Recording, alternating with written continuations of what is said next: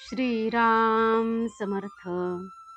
आधी श्रद्धा, मग कृती, नंतर अनुभव. गुरु आज्ञेप्रमाणे वागणाऱ्याला कधीही नड येत नाही. राजाच्या राणीला दुपारी जेवायला कसे मिळेल याची काळजी नसते. तसे गुरुचा आधार आपल्याला आहे असे ठाम समजणाऱ्याला कसली नड असणार. लांब उडी घेण्यापूर्वी 4 पावले मागे जावे लागते. परिसापाशी सोने व्हायला रुपयाचे लोखंड व्हावे लागते. तसे गुरुचा पाठीराखेपणा असून आपल्याला जी अधोगतीशी वाटते ती पुढच्या महत् कार्याची पूर्वतयारीच होय. बाप मुलाला हातावर घेऊन पोहायला शिकवित असताना मधून मधून हात काढून घेतो, पण मुलाची खात्री असते की हा आपल्याला बुडू देणार नाही. तसा आपल्याला सद्गुरूंचा आधार आहे अशी आपण पक्की खात्री बाळगावी. आपण आजारी पडलो तर आपणच पैसे देऊन डॉक्टरवर विश्वास, श्रद्धा ठेवतो. औषधाची काही माहिती नसताना ते आपण घेतो. व्यवहारात जर असे आहे तर मग श्रद्धा उत्पन्न झाल्याशिवाय आपण नाम घेणार नाही असे म्हणणे बरोबर नाही. डॉक्टरवर विश्वास ठेवतो याचे कारण असे की आपल्याला जगायची इच्छा आहे. तसे भगवंताच्या प्राप्तीची तळमळ असेल तर मनुष्य त्याचे नाम घेतल्याशिवाय राहणार नाही. आधी श्रद्धा, मग कृती आणि नंतर कृतीच्या फलाचा अनुभव, असा व्यवहाराचा नियम आहे.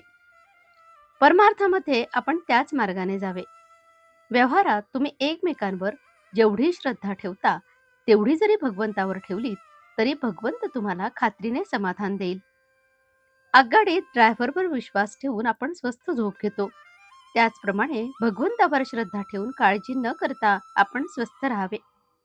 ड्रायव्हरपेक्षा भगवंत नक्कीच श्रेष्ठ आहे. परमार्थात अंधश्रद्धेची मुळीच गरज नाही, पण तिथे श्रद्धेशिवाय मात्र मुळीच चालायचे नाही. सांगणारा कसाही असला तरी ऐकणाऱ्याची जर खरी श्रद्धा असेल तर त्या श्रद्धेनेच त्याच्या अंगी पात्रता येईल. संतांच्या सांगण्यावर पूर्ण श्रद्धा ठेवावी. अशी श्रद्धा असणे ही फार भाग्याची गोष्ट आहे. खरे म्हणजे अशी श्रद्धा ज्याला लाभली तो लवकर सुखी झाला. आज आपल्यापाशी ती नाही, पण निदान आपण स्वतःशी प्रामाणिक बनूया. आधी पुष्कळ चिकित्सा करून आपले ध्येय ठरवावे, पण एकदा ते ठरले की मग निश्चयाने आणि श्रद्धेने त्याच्या साधनात राहावे. आपण परमात्म्याजवळ मागावे की तू वाटेल त्या परिस्थितीत मला ठेव, पण माझे समाधान मंगू देऊ नकोस. माझा मीपणा काढून टाक, तुझा विसर पडू देऊ नकोस. मला अमुक एक तुझजवळ मागावे अशी इच्छा देऊ नकोस. नामामध्ये प्रेम दे आणि तुझ्या चरणी दृढ श्रद्धा सतत टिकू दे. आजचे बोधवचन. श्रद्धेशिवाय कधी कोणाला परमार्थ साधायचा नाही. जानकी जीवन स्मरण. जय जय राम.